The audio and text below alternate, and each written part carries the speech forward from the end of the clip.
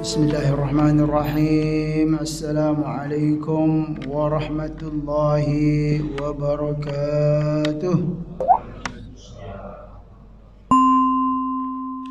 Alhamdulillahirabbil alamin. Nahmadullaha ala ni'amihi bi jami'i mahamidihi. Wa nusalli wa nusallimu ala nabiyyina Muhammadin sallallahu alaihi wasallam.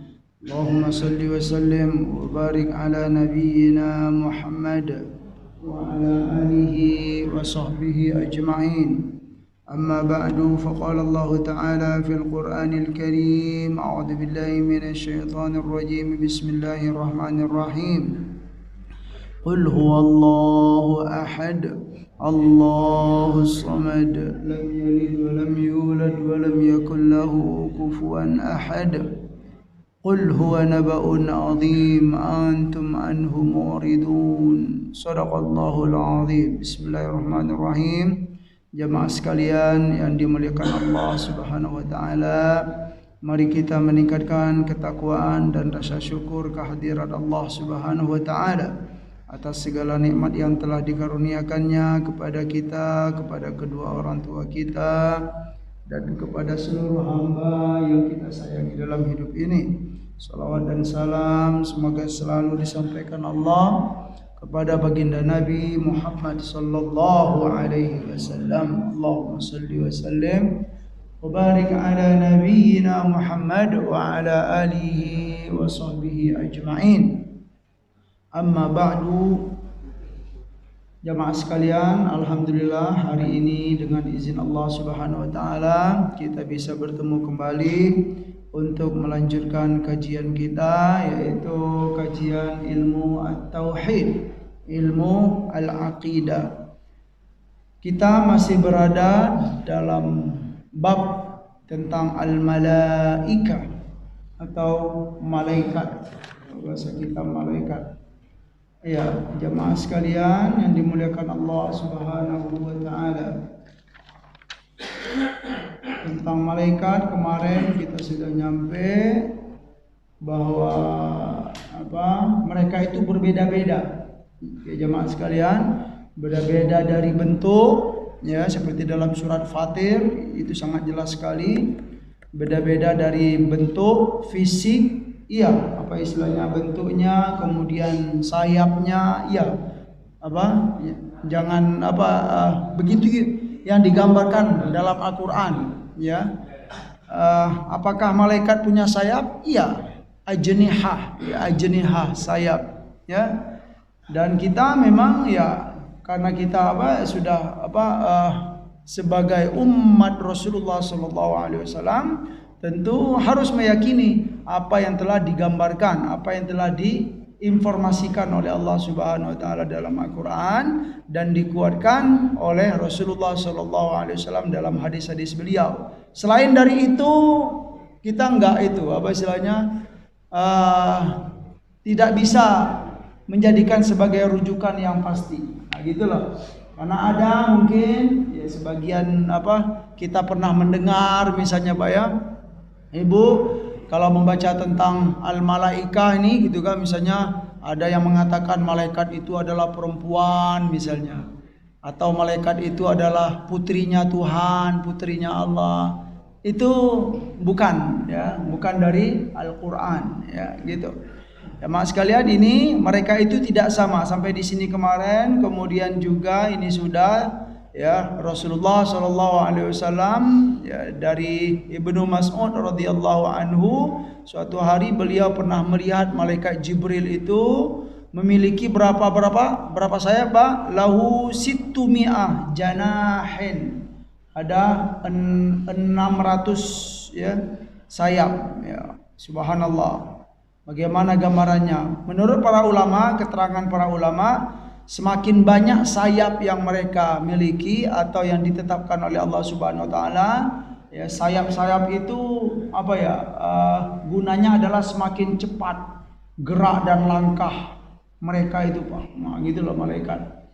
Jadi ya jangan heran gitu kan kalau misalnya kita sebagai manusia berjalan dari suatu tempat ke tempat yang lain 1 minggu misalnya kan berjalan kaki. Kalau malaikat begitu ya, cepat sekali ya, karena memang mereka itu diberikan keistimewaan oleh Allah Subhanahu wa taala.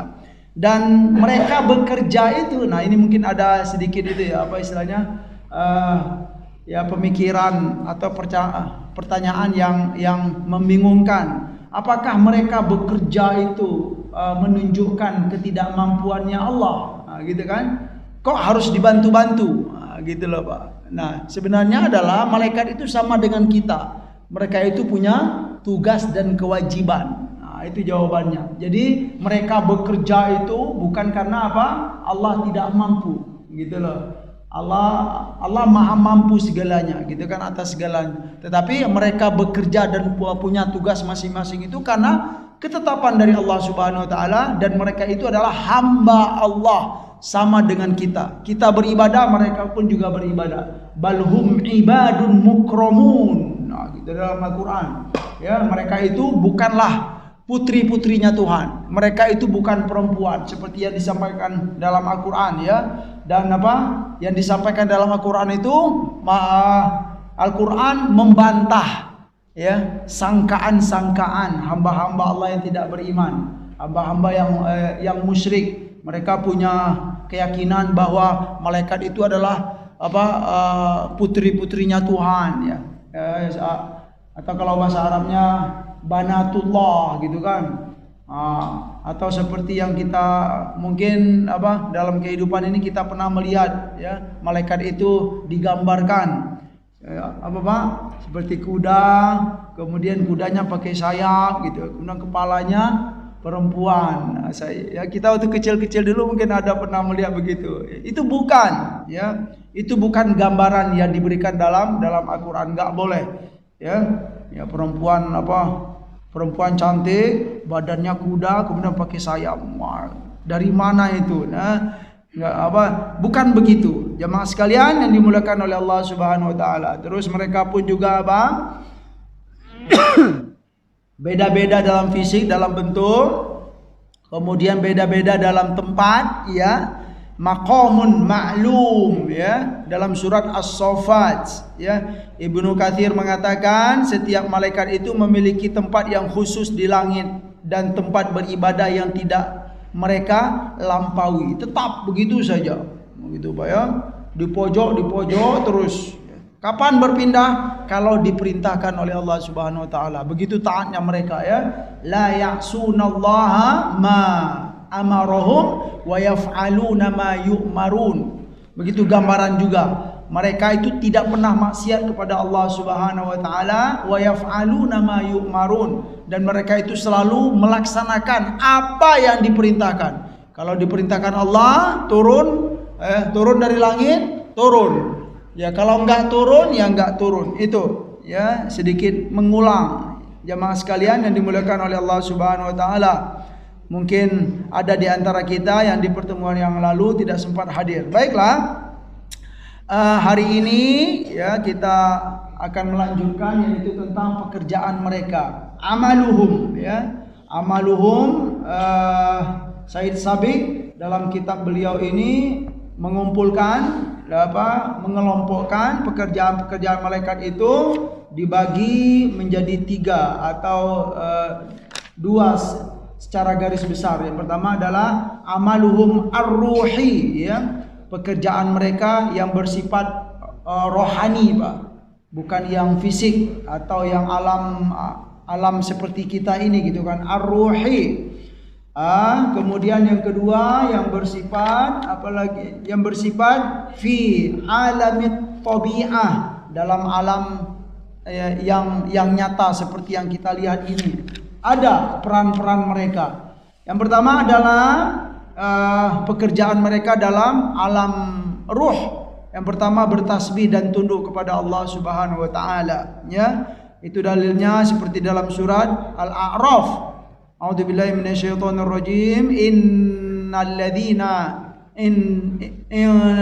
inda rabbika la yastakbiruna an ibadatihi wa yusabbihunahu wa lahu yasjudun. Sesungguhnya ya, mereka itu di sisi Tuhanmu la yastakbiruna an ibadatihi. La yastakbirun itu mereka tidak pernah angkuh dan mereka tidak pernah sombong dalam beribadah kepada Allah. Artinya taat selalu. Wa yusabbihunahu. Yusabbihun, mereka itu selalu bertasbih, memuji nama Allah Subhanahu wa taala. Walahu yasjudun, dan kepada Allah lah mereka pun apa Pak?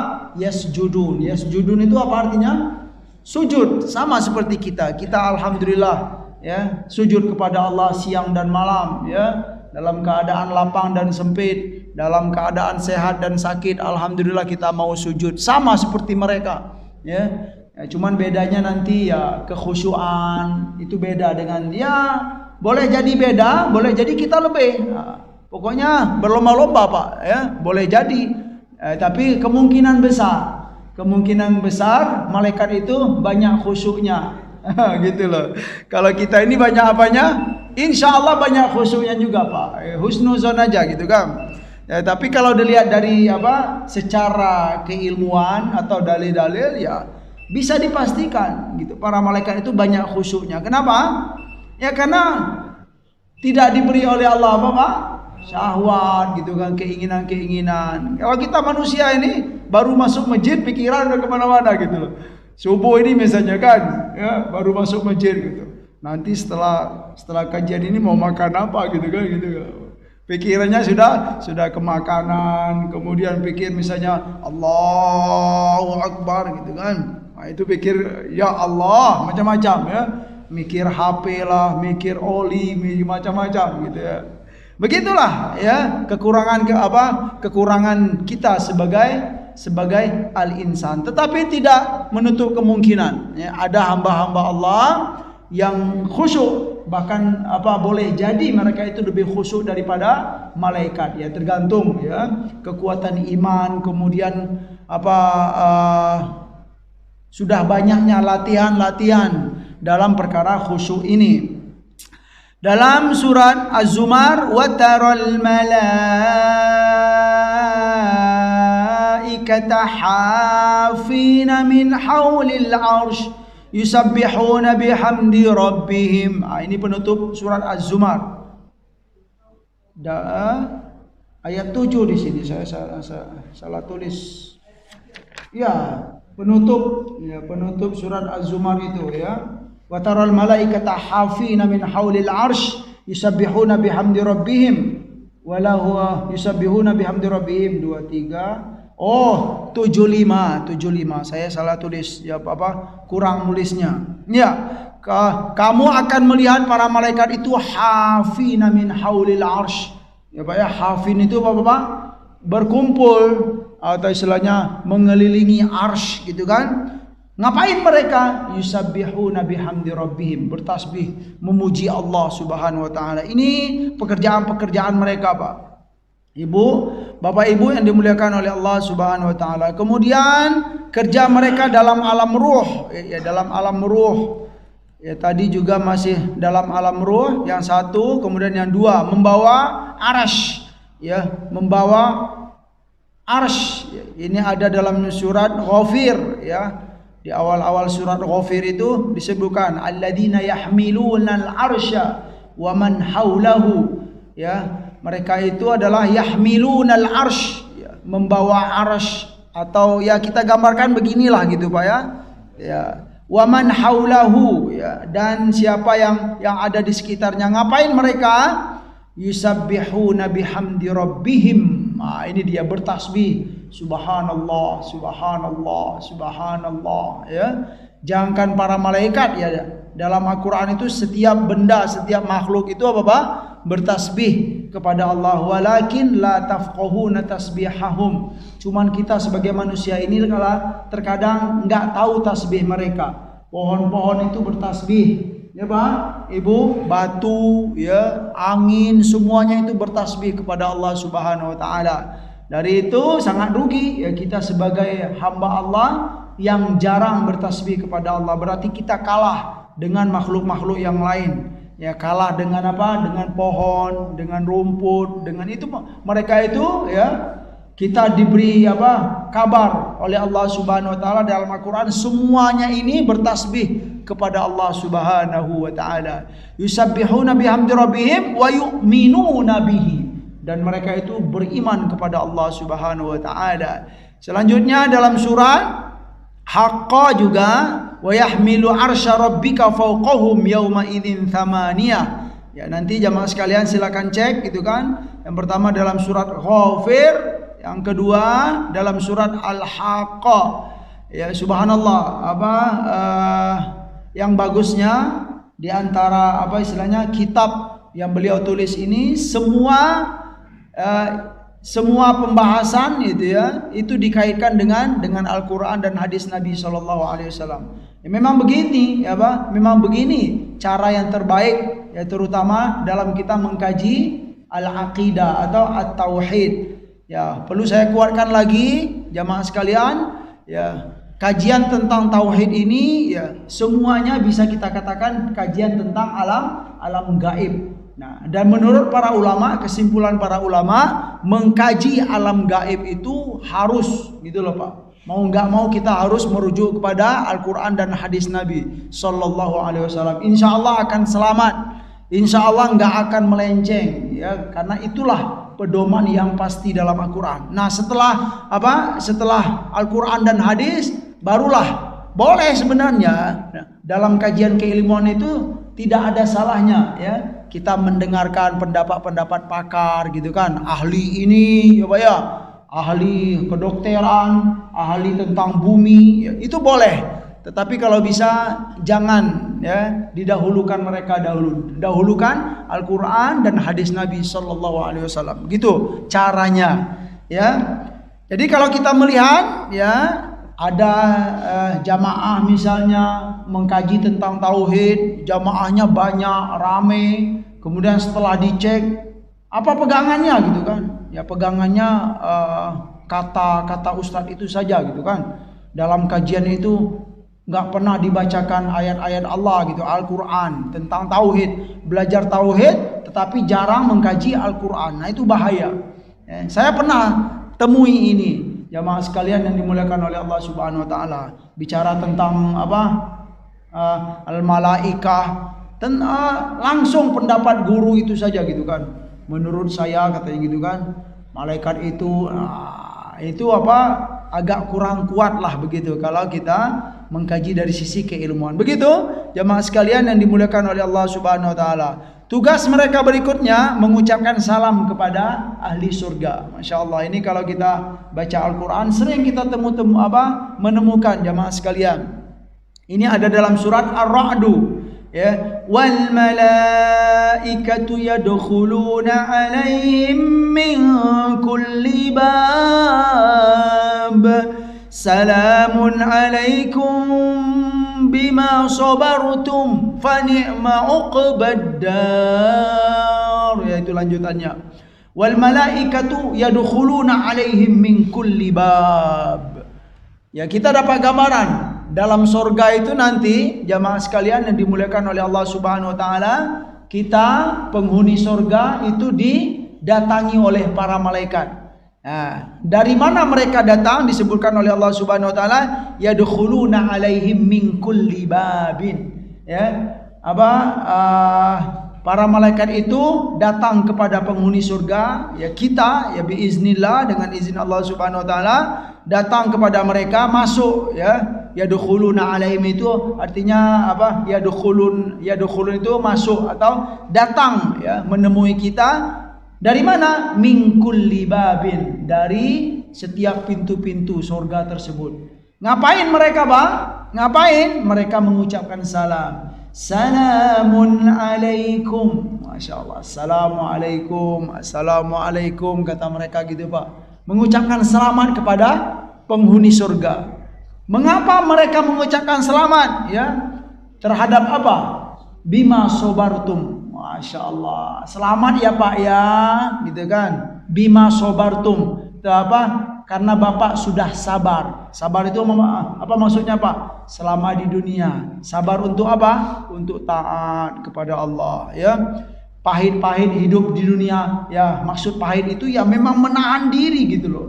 ya berusaha sekuat tenaga untuk tidak maksiat kepada Allah Subhanahu wa taala. Tapi tetap saja kita sebagai manusia yang lemah ini, ya, tetap saja kita kembalikan ke kaedahnya, tidak ada manusia yang tidak pernah berbuat salah dan dosa kecuali para nabi dan rasul. Mereka itu adalah maksumin, ya. Nah, tetapi kita pernah jatuh, kita bangkit lagi, pernah jatuh, bangkit lagi. Tetap dalam hati ini memiliki tekad yang kuat untuk selalu taat kepada Allah Subhanahu wa taala, sekalipun sering jatuh bangkit. Itu enggak apa-apa. Jamaah sekalian yang dimuliakan oleh Allah Subhanahu wa taala. Selamat kata mereka gitu kan. Assalamualaikum bima sabartum, terhadap kesabaranmu selama di dunia dahulu. Ya, sabar taat kepada Allah, sabar untuk tidak maksiat kepada Allah Subhanahu wa taala. Mereka datang menemui penghuni surga dari min kulli babin, kata Allah Subhanahu wa taala, dari pintu-pintu yang sudah disediakan. Subhanallah. Selanjutnya, jamaah sekalian yang dimuliakan oleh Allah Subhanahu wa taala, tugas mereka atau pekerjaan mereka juga mengazab ahli neraka. Kalau ahli surga ngapain mereka? Mengucapkan selamat, alhamdulillah, ya, assalamualaikum, selamat. Nah, kalau ahli neraka ngapain, Pak? Diazab. La ilaha illallah. Itu pekerjaan mereka, ya kan? Mengazab ahli neraka. Nah, berarti ketika kita membaca Al-Quran, ketika kita mengkaji ilmu tauhid ini, ya kita harus yakin, Pak, bahwa kehidupan di akhirat itu ada dua, ada surga, ada neraka, gitu kan? Kita mau pilih yang mana itu saja. Ya, kalau ada kata atau istilah, ya Pak, ya, tidak di surga, itu maknanya apa itu, Pak? Tidak di surga, itu maknanya sudah pasti ke sini, ya. Atau tidak di neraka, maknanya itu aja, gitu kan? Subhanallah, ya, mau nggak mau itu pilihan. Nah, perjuangan untuk meraih itu ya selama di dunia inilah, ya. Nanti kalau di akhirat nggak ada lagi perjuangan. Nah, ini perlu juga gitu, Pak, ya. Dunia ini adalah istilah para ulama itu, dunia ini, ya, kita selama di dunia ini amalun bila hisabin. Amalun bila hisabin. Kalau di akhirat hisabun bila amal. Ini perlu untuk kita renungkan. Selama di dunia ini kita beramal terus, Pak. Ya, tanpa dihisab, ya. Itu kaedah. Selama kita hidup di dunia ini, amalun bila hisabin. Beramal terus tanpa dihisab. Ya, belum dihisab. Tapi kalau sudah di akhirat nanti, hisabun bila amal. Itu sudah waktunya dihisab. Bila amal. Tidak ada lagi kesempatan untuk beramal. Subhanallah. Jadi ya dengan begini setidaknya kita bergairah, Ibu, gitu kan. Kapan lagi kita mau beramal kalau bukan di dunia ini? Ya, jangan sampai terjadi, nauzubillah, ya, kita bergairah beramal itu nanti setelah di akhirat. Itu bahaya. Karena kaedahnya sudah begitu, di akhirat itu hisabun bila amal. Alam akhirat itu adalah waktunya untuk dihisab, nggak ada lagi kesempatan untuk beramal. Nah, mau nangis, udah terima saja. Itu dalam Al-Quran lengkap semuanya. Hisab, Pak. Ya Allah. Itu dalam Al-Quran semuanya, Pak. Ya, dalam surat Ibrahim mereka itu menyesal. Wah, subhanallah. Tapi kata Allah Subhanahu wa taala, tidak ada lagi, ya, kata-kata penyesalan, terima sajalah. Nauzubillah, summa nauzubillah. Itulah gunanya kita membaca Al-Quran, kita mendengarkan hadis Nabi, kita menghadiri majelis-majelis ilmu. Setidaknya, ya, kita diingatkan gitu loh. Kapan lagi saya mau beramal? Nah, gitu loh. Kapan lagi saya pengen menyesal? Nah, saya dalam sebuah ceramah juga pernah menyampaikan gitu, kehidupan dunia dan di akhirat itu tidaklah sama, ya. Kesenangan dunia dengan kesenangan akhirat itu sungguh tidak sama. Kebahagiaan dunia, kebahagiaan di akhirat itu tidak sama. Sebaliknya, kesusahan hidup kita di dunia ini dengan kesusahan hidup di akhirat itu jangan disamakan, Pak. Beda sekali. ya, kesengsaraan kita di dunia ini dengan kesengsaraan kita di akhirat itu tidaklah sama. Ya, kalau disuruh milih pahit-pahitnya Pak, pilih mana? Ya, sengsara di dunia atau sengsara di akhirat? Oh, jangan pilih sengsara Pak Ustaz katanya. Iya, kalau saya Pak, ya, kalau saya pengennya biarlah bahagia di dunia, apa Pak? Tidak sengsara di akhirat. Itu aja kalau saya gitu Pak. Ya, tapi kan kalau kita disuruh milih yang pahit nih Pak, disuruh pilih yang pahit, ya. Mana pilih, sengsara di dunia atau sengsara di akhirat? Mau nggak mau kita harus milih apa Pak? Biarlah sengsara di dunia, asal di akhirat bahagia. Daripada sebaliknya, ya, bahagia di dunia ini tetapi sengsara di akhirat. Oh, itu mengerikan sekali. Nah, mungkin ini apa? Jadi renungan bagi kita, jamaah sekalian yang dimuliakan oleh Allah Subhanahu wa taala. Kita anggap sajalah, ya, syukur alhamdulillah kita, ya, dalam masjid ini, ya Allah, alhamdulillah ya Allah, hamba sudah merasakan kebahagiaan ya Allah, ya, selama di dunia. Alhamdulillah, ya, ada, ya, kebutuhan terpenuhi semua, keluarga, anak istri, badan sehat, ya, penghasilan ada ya Allah. Tapi pernahkah kita merenung Pak, atau bertanya, Ibu, apakah kehidupan saya di akhirat nanti juga senang begini ya Allah? Nah, kan gitu. Harus sekali-kali kita merenung tentang itu. Karena kaedahnya apa? Ya, kebahagiaan apa di dunia itu dan di akhirat itu berbeda. Kesengsaraan pun juga begitu, ya kan? Jangan-jangan, nauzubillah ya, kita tidak menginginkan ini. Kita senang di dunia ini alhamdulillah, tetapi di akhirat kurang beruntung. Nah, itu bahaya. Menyedihkan sekali, ya. Yang kita harapkan pastilah gitu kan, bahagia di dunia dan bahagia di akhirat. Tapi caranya bagaimana itu dulu. Ya, harapan semua memang begitu.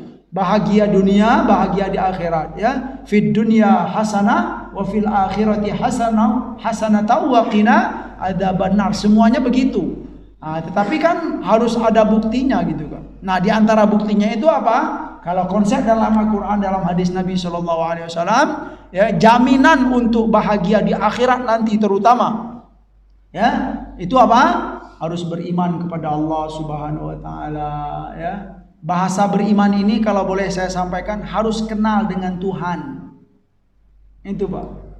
Dalam khutbah Jumat sering saya sampaikan gitu ya. Hal-hal yang sepele-sepele begini tapi penting rasanya Pak ya. Kenapa bahasa yang apa ya, yang biasa itu perlu kita sampaikan juga? Mungkin ya ada sebagian ya hamba-hamba Allah atau jamaah itu belum terbiasa dengan kata-kata harus beriman gitu kan. Harus beriman ya.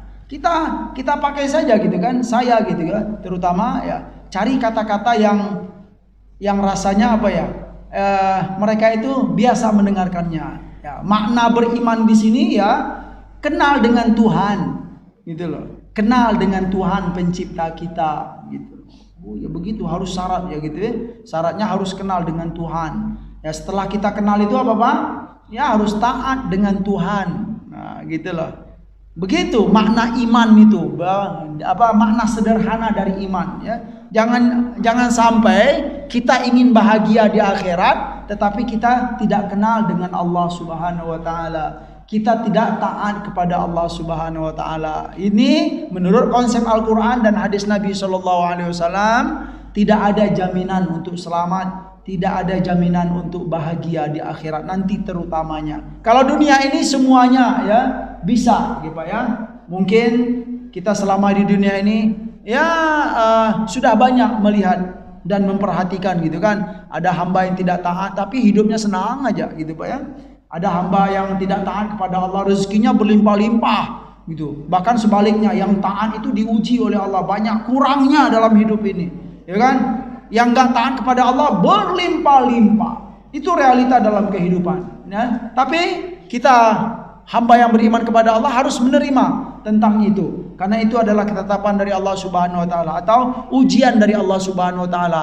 Tetapi yang penting adalah ya kebahagiaan di akhirat itu. Dari itu para sahabat Nabi SAW, ya, Nabi pun juga sering menguatkan kepada mereka innal aisha aisyul akhirah, ya, sesungguhnya kehidupan yang hakiki itu adalah kehidupan di mana, ibu sekalian, bapak, kehidupan di akhirat. Itu dikuatkan oleh Rasulullah SAW. Para sahabat pun juga begitu. Jadi kita hamba-hamba yang beriman kepada Allah dan Rasul, ya, orientasi akhir kita itu memang akhirat, Pak. Gitu loh. Mau nggak mau, ya, harus memperhatikan perkara-perkara kehidupan di akhirat tersebut. Ya, harus kita pikirkan, ya, segala sesuatu yang membuat kita bahagia di akhirat nanti. Segala sesuatu kita harus memperhatikan, ya, segala sesuatu selama di dunia ini, apakah perkara ini akan membuat saya bahagia di akhirat atau perkara ini akan membuat saya sengsara di akhirat. Nah, harus perhatikan dengan kehidupan di akhirat. Bagaimana cara untuk mengetahuinya? Nah, itulah, ya, kita mempelajari Al-Quran, kemudian mendengarkan hadis-hadis Rasulullah SAW. Dari itu kita akan tahu, ini kalau kita lakukan, insya Allah akan memperbaiki kehidupan akhirat saya. Ini kalau kita lakukan, ini akan membahayakan kehidupan akhirat saya. Jadi hati-hati.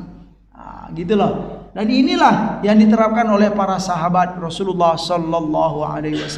Ya, mereka mengadab seperti dalam surat At-Tahrim, ya, kemudian dalam surat Al-Mudaththir juga, ya. Silakan lihat nanti surat At-Tahrim ayat 6, ya. Ya ayyuhalladzina amanu qu anfusakum wa ahlikum nara waquduhan nas wal hijara 'alaiha malaikatun ghiladun shidadun la ya'sunallaha ma amarahum wa yaf'aluna ma yu'marun. Ini gambaran jamaah sekalian yang dimuliakan oleh Allah Subhanahu wa taala. Wahai orang-orang yang beriman, kata Allah, qu anfusakum, jagalah dirimu, ya, proteklah dirimu dan keluargamu, wa ahlikum nara, dari api neraka, dari siksa api neraka. Ya, selama di dunia ini kita harus menjaga diri kita dan menjaga keluarga kita dari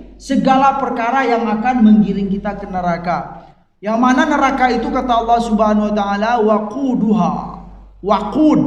Waqud itu apa? Bahan bakar, ya. Kalau kita ngisi-ngisi bensin itu, Pak, gitu-gitu. Disampaikan oleh Allah, ya. Bahan bakar neraka itu, ya, kata Allah Subhanahu wa taala, yang pertama manusia, annas wal hijarah. Hijarah itu apa? Batu. Mungkin inilah untuk memanaskan apinya itu, Pak. Dan di neraka itu, kata Allah, alaiha malaikatun ghiladun shidan. Di dalam neraka itu ada siapa? Malaikat. Yang mana malaikat ini, Pak, digambarkan dalam Al-Quran, ghiladun shidadun, kasar, beringas. Mereka nggak pernah senyum, gitulah gambarannya. Jangan dikira kalau ditegur senyum, gitu, ya. Malaikat penghuni neraka itu nggak pernah senyum, kata Allah dalam Al-Quran ini. Beringas sekali, gitu dia. Ya, subhanallah, ghiladun shidadun. Yang mana mereka itu juga la ya'sunallaha ma amarahum wa yaf'aluna ma yu'marun. Ya Allah, kalau kita merenungkan, ya, bertemu dengan makhluk yang nggak pernah senyum, kira-kira gimana itu, Pak? Memang mereka itu siap untuk, aku dihadirkan ini untuk mengazab kamu loh, bro, gitu, bukan untuk, ya, bukan untuk menghibur-hibur, tidak, sudah siap untuk mengazab. Subhanallah. Ya, kita teringat Sayyidina Umar radhiyallahu anhu. Beliau dalam sejarah, ya, itu pernah jatuh dalam sholat, Pak. Beliau sholat, jatuh terpintal. Itu Sayyidina Umar radhiyallahu anhu. Ya, Sayyidina Umar ini terkenal dengan salah seorang sahabat Nabi, hamba Allah yang hatinya itu kalau baca Al-Quran itu cepat istilahnya, luruh. Ya Allah, baca Al-Quran itu memang khusyuk dan mengerti sekali. Suatu hari, ya, beliau mendengarkan imam, ya, membaca surat At-Tur. tentang neraka ya. Di awal-awal surat At-Tur itu silakan lihat ya. Ada kata Allah Subhanahu wa taala, "Yauma yud'una ila nari jahannam da'a." Ya, orang-orang yang tidak taat kepada Allah selama di dunia ini, yang sombong untuk beribadah kepada Allah, di akhirat nanti ngapain? Mereka itu yauma yud'una ila nari jahannam da'a. Ya, mereka itu ditarik, Pak. Ditariknya itu pokoknya ya Allah, kalau kita gambaran ya, kenapa ditarik? Gitu loh. Kenapa ditarik?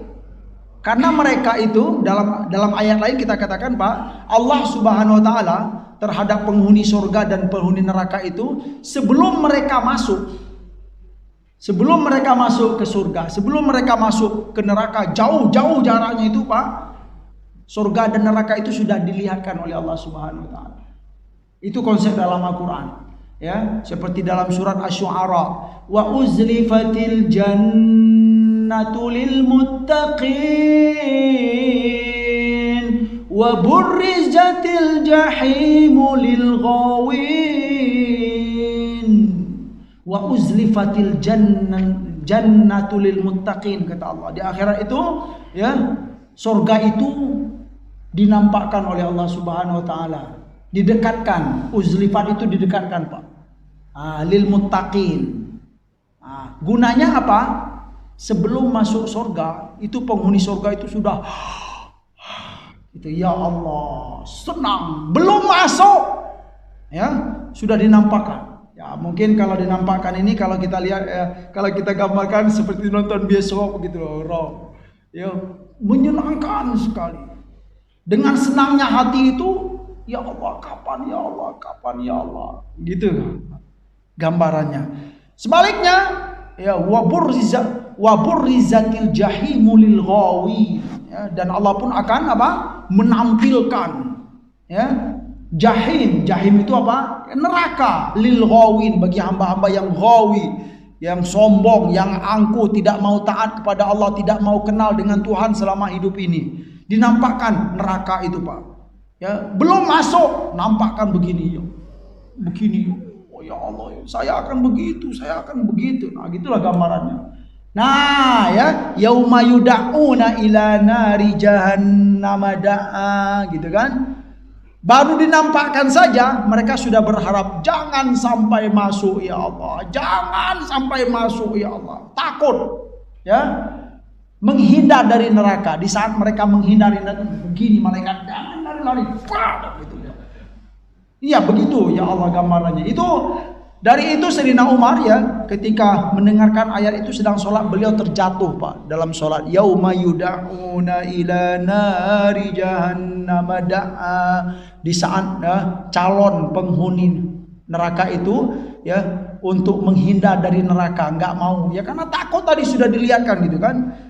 Ketika dalam keadaan begitu, ya Allah, nggak bisa lari. Nah, coba gambarkan, Pak, ya apa? Kalau saya suka juga sih merenung begini gitu kan. Jangankan hal-hal yang mengerikan gitu, misalnya masuk penjara aja, ya Pak ya. Siapa yang suka masuk penjara? Ya, ya. Tetapi kita sudah ditetapkan, misalnya kamu masuk penjara, ya kan? Kemudian kita nggak mau nih, misalnya gitu kan? Ya, ditarik. Itu narik polisi itu jangan jangan disamakan dengan malaikat ini, Pak, gitu kan. Kita ditarik, ya. Narik itu biasanya, ayo Pak, dilus-lus, tahu gimana? Nah, gitu ya, narik itu, gitu dia. Itu penjara. Atau misalnya kita mau disiksa, misalnya sudah ada mesinnya untuk menghancurkan badan kita gitu kan. Kita mau dimasukin oleh orang begitu, nggak mau masuk, dipaksa begitu masuk, mengerikan sekali. La ilaha illallah, nauzubillah, tsumma nauzubillah. Itu gambaran jamaah sekalian yang dimuliakan oleh Allah Subhanahu wa taala. Belum lagi subhanallah, dalam Al-Qur'an itu banyak sekali gambaran-gambaran tentang penduduk neraka, tentang penduduk surga, yang itu kalau kita membacanya dengan penuh ya penghayatan, itu akan berpengaruh kepada hati kita, insyaallah ya, dengan izin Allah Subhanahu wa taala. Masih ada waktu, Pak? Dikit lagi. Ya. Mereka mengadab ya penghuni neraka. Ya silakan lihat, itu ada dalam surat ya At-Tahrim, kemudian Al-Mudassir. Ya, mungkin ini yang terakhir. Mereka membawa wahyu pasti. Ya kalau ini kalau neraka kalau surga itu malaikat apa yang terkenal, Pak? Ketuanya malaikat Ridwan. Kalau neraka malaikat Malik. Kalau menurunkan wahyu malaikat Jibril ya. Dalam surat Al-Baqarah dikatakan qul man kana aduwwan li Jibril fa innahu nazzalahu ala qalbika bi idznillah musaddiqan lima baina yadayhi. Ya, silakan lihat surat Al-Baqarah ayat 97. Kemudian surat Asy-Syu'ara juga innahu latanzilu rabbil alamin. Innahu latanzilu rabbil alamin. Mana? Rabbil alamin. Nazala bihi ruhul amin. Nah, ini dia. Nazala bihi ruhul amin. Tanzilu rabbil alamin itu wahyu. Nazala bihi ruhul amin yang dibawa oleh ar-ruhul amin.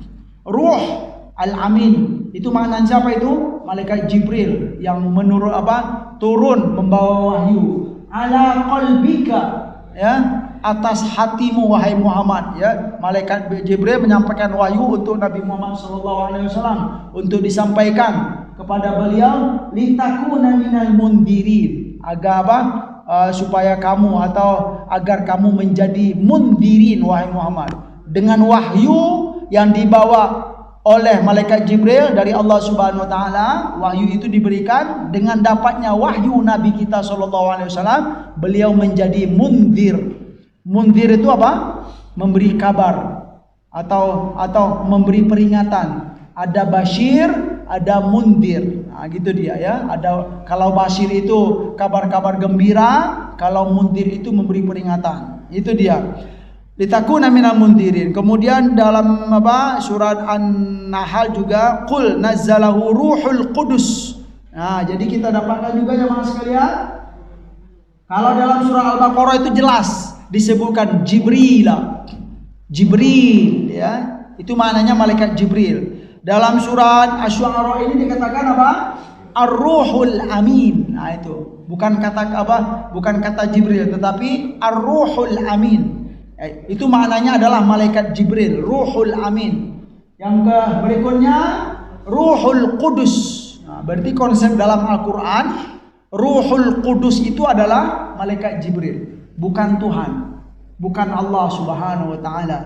Mungkin kalau dalam agama-agama lain atau istilah dari agama lain boleh jadi ya Ruhul Qudus itu Tuhan. Tapi kalau dalam Al-Quran, dalam hadis Nabi, Ruhul Qudus itu adalah malaikat Jibril, Ruh Al-Qudus. Kemudian ada juga istilah selain Ruhul Qudus, namus ya. Namus itu dalam hadis. Jemaah sekalian yang dimuliakan oleh Allah Subhanahu wa taala, satu Jibril, Ruhul Amin, Ruhul Qudus itu istilah dalam Al-Quran.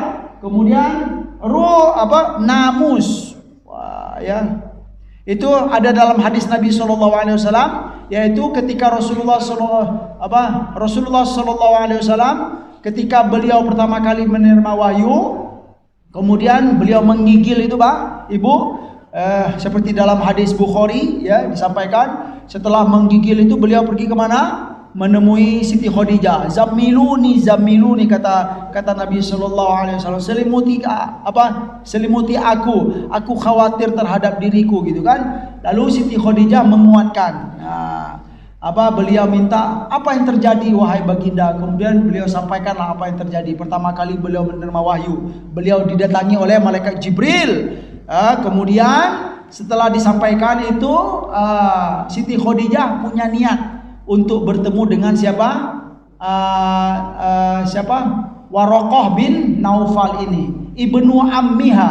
Seingat saya adalah Waraqah bin Naufal ini adalah anak dari paman dari Siti Khadijah, anak paman beliau. Karena beliau mengetahui, Siti Khadijah mengetahui bahwa Waraqah bin Naufal ini adalah seorang Nasrani yang tahu betul banyak pengetahuan tentang Alkitab-kitab sebelumnya, tentang Injil, tentang Taurat yang sering baca kitab Injil dan kitab Taurat. Nah, beliau pengen apa istilahnya minta pendapat apa yang terjadi kepada baginda Rasul ini. Kemudian disampaikan setelah mendengarkan itu, ya pergilah mereka berjumpa dengan Waraqah. Kemudian Rasulullah menyampaikan apa yang beliau rasakan, apa yang beliau alami ketika bertemu dengan malaikat Jibril. Lalu Waraqah bin Naufal ini berkata, qala Waraqah bin Naufal li Rasulillah sallallahu alaihi wasallam fi awwali ahdihi bil wahyi.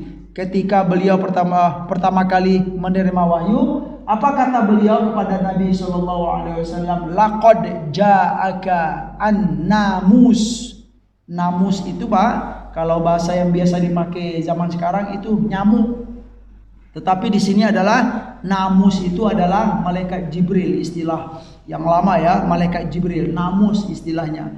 Telah datang kepadamu wahai Muhammad namus ya, alladzi nazzalallahu ala Musa, yang mana malaikat Jibril ini juga dahulu diturunkan kepada oleh Allah Subhanahu wa taala kepada Nabi Musa untuk menyampaikan wahyu darinya untuk Nabi Musa alaihi salam. Ya, itu beliau menguatkan bahwa jangan khawatir. Itu intinya bahwa yang datang itu adalah malaikat betul. Ini sama kejadiannya kata Waraqah terhadap Nabi Musa alaihi salam. Ya, cukup di sini dulu jamaah sekalian yang dimuliakan oleh Allah Subhanahu wa taala. Ya, kita sudah sampai yang kelima, poin yang kelima, tugas mereka yaitu turun membawa wahyu. Insyaallah selanjutnya akan kita lanjutkan di pertemuan berikutnya. Ada yang mau bertanya atau yang mau menambahkan, dipersilakan. Iya Pak, silakan Pak. Barakallah. Ada masuk surga tanpa hisab dan masuk surga dengan hisab. Iya, masya Allah. Hisab itu masuk neraka. Bagaimana dengan kami ini? Apakah dihisab dulu atau tidak dihisab? Iya, masya Allah. Bagus sekali. Ada istilah masuk surga tanpa hisab dan dengan hisab. Kemudian pertanyaan beliau, apakah dihisab itu masuk neraka gitu Pak ya? Maknanya gitu ya, makna dihisab itu masuk neraka. Sebenarnya kalau kita melihat dari dari penjelasan hadis Nabi, jadi kita di alam akhirat itu kan ada perjalanan-perjalanan, langkah-langkah. Ya kalau bahasa kitanya haltenya. Ya kalau bahasa Arabnya mahattah. Dan gerbang masuk ke alam akhirat itu apa gerbangnya Pak? Al-maut, mati. Itulah awal dari kita masuk alam akhirat. Alam akhirat ini, alam akhirat ya. Awalnya adalah mati. Di saat seorang hamba mati berarti dia sudah memasuki alam akhirat. Tetapi belum sampai kemana? Belum sampai ke surga atau neraka. Gitu loh. Misalnya kita katakan di sini nih. Nah, ini surga, ini neraka. Nah, ini maut, ya kubur. Nah, gitu. Itu yang kita pahami dalam Al-Qur'an dan hadis Nabi sallallahu alaihi wasallam. Kubur di sini ketika hamba sudah berada dalam kubur, berarti kan menunggu menunggu hari kiamat. Nah, kehidupan yang ada dalam kubur itu disebut dengan barzakh, ya, barzakh. Wa min waraihim barzakhun ila yaumi yub'atsun. Ya, dalam surat Al-Mu'minun, ya, seingat saya gitu kan. Jadi ketika Al-Mu'minun Ustaz, di akhir Al-Mu'minun ya. Boleh kita cek nanti meninggal ya, kemudian selama di kubur itu di alam barzakh namanya. Ini kan lama sekali.